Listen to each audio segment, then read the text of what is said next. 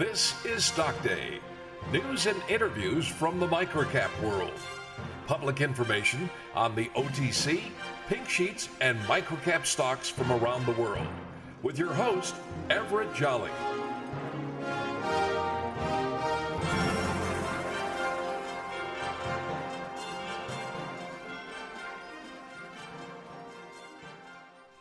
Today on the show, we have a very exciting guest, the CEO, Paul LaBarre.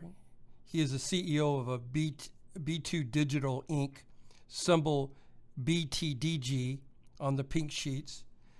B2 Digital Inc. is a technology development company working on several fields such as entertainment, on-demand video, delivery through the internet, cable fibers, also wireless networks by supplying digital compressed technology. Paul, welcome to the show. Thank you, sir. I have a question for you. I was going over the OTC markets, and I was wanting to know if B2 Digital filled all the back reports to become current on the OTC markets. If you could expand on that a little bit. We've spent since May rewriting everything that we were behind with, and we have a very anal attorney who's everything has got to be right, and she's written a book called Living Life My Way, so that's part of our coverage. But according to my attorney, as of a conversation yesterday, everything is current. We're up to date. She's sending in her legal opinion. We posted all of our financial efforts, and we expect to be current within the next, whatever OTC markets come back with. They may come back with comments. Hopefully not, but they may.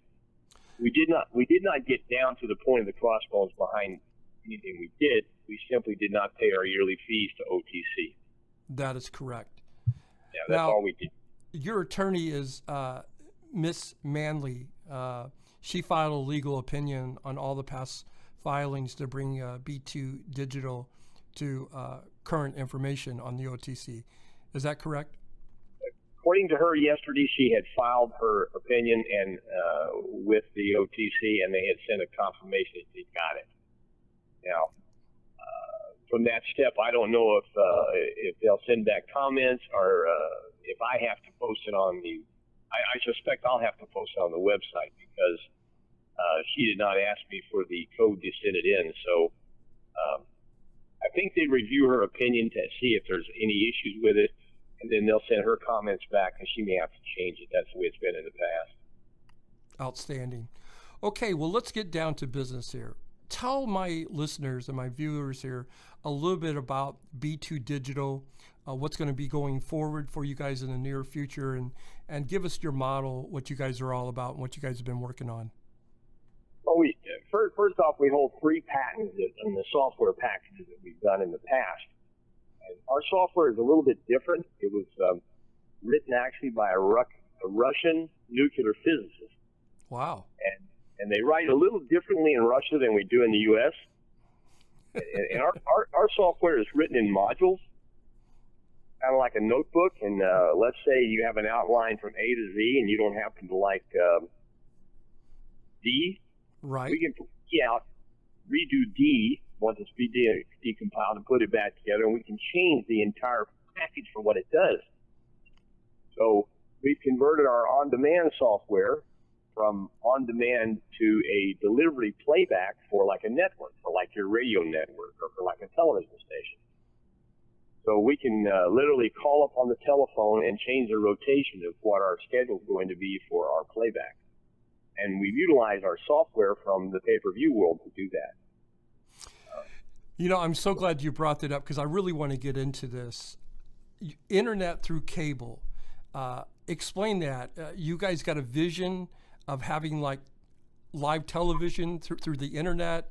Can you expound on that a little bit and where you guys are at in that process?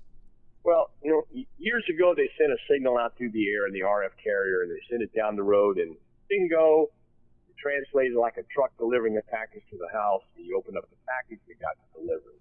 Channel 3, Channel 5, whatever. That turned out to be the carrier. Well, when they changed to the digital packages as of July 2009, we no longer send carrier in that package. Now we send data packets like you do with your computer. And that's why you have the buffering deal. You see the buffering package because you're getting bits of data from time to time. Absolutely. And as you get that data, then it shows it on the thing. We're lying to you because the screen that you're seeing is a bunch of little bits and pieces piled on there. Kind of like a photograph that's been printed in a newspaper that's being, when you print a picture in the newspaper, you really don't print a picture, you print halftones. A whole bunch of little dots. And the eye sees that as a full-blown picture. But in reality, if you get really down to it with a microscope, it's not. It's a whole bunch of dots that make this package. Well, today, in compression technology, we only send the information that's necessary to fulfill that environment. Like a transparency for a cartoon. Flip, flip, flip. You know how they made the transparency? They make the action make it look like it's really happening. In reality, it's just one page dropping on top of another. Yes, yes. Take that a step forward. Instead of us dropping one thing on top of another, we simply remove that piece of pixel information and replace it with new pixels. We've done the same thing electronically that they did for years, making transparencies to do cartooning. Our information, so to speak. Now, Paul, you guys can't be the only one in this space. Who is your competition? The world. The world is your competition? World. Everybody in the world is trying to compete in this environment. Everybody's coming. Anybody who thinks that they have the cornerstone on a new idea, they're insane.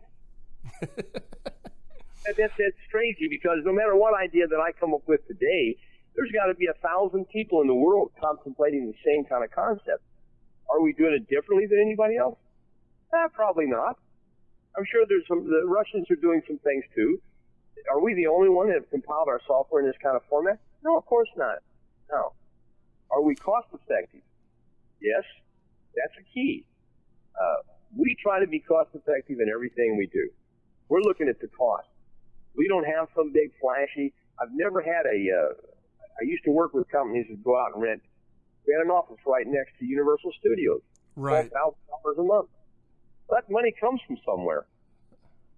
And when you get in a position of investing your money and other people's money, I'm into this. This isn't. I haven't taken a salary from B2 in several years because I see the light at the end of the tunnel. I know there's a reward here.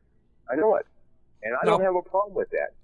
Now, Paul, for my listeners, are you guys still in R&D? Are you at the point of monetizing? Where are we at? We're at a point of manufacturing, monetizing. We're working with a company called the Real Hip Hop Network that we're trying to get into the broadcast world full time, and we're off on a dot channel concept of where because of what happened today, the carrier where you used to have 6 megahertz of bandwidth for a television broadcast, you can now put 5 programs where you can only put 1. Everybody's looking for programming content. So our concept is to take the Real Hip Hop Network along with B2 and go out into the world and create a brand new television network. Absolutely. And using it through delivery through the internet. And I'm talking about not just the delivery through the internet to individuals, but the delivery through the internet to get from point A to point B to broadcast into cities. That's brilliant. That's brilliant. Well, it's not a new idea again because 4 years ago I started this idea. I now have competition. I have Cozy TV that's been launched. Fox got smart and realized that they had a magnificent library that they weren't utilizing, so they created the Hero Network, I think it's the Hero Network they call it. Everybody who has a package now that has 6 megahertz of bandwidth as a broadcast free channel in the open air is going to have to fill those holes up. If my listeners wanted to use this technology, do you want to give out your website or how they can get in touch with you? Oh, sure, of course. You know what? My telephone number is my phone number, 602-625-7653. I talk to shareholders all the time, and I get message boards that say, there's no CEO that's going to talk to their shareholders. Well, guess what? That's not true. I get people call me as late as 3 o'clock in the morning sometimes, which is irritating, but you know what? That's the position I've took. You want to know what's going on? If I can legally tell you, I will. If I can't, I won't. we post what we can post. Yeah. My guest today has been Paul LaBarre. He is the CEO of B2 Digital Inc. It's on the pink sheets on the OTC, symbol BTDG. In closing, Paul, is there anything that we have not covered that you would like to get out there to the listeners? I think 2016 will be a year that will be shocking for what we are able to do. And my philosophy to everybody has always been, don't buy stock if you can't afford to lose. Well said. Thank you, Paul, for coming on the show today, and we'll be in touch with you in the next couple of months to see the growth of B2 Digital. Thank you, sir. Thank you very much.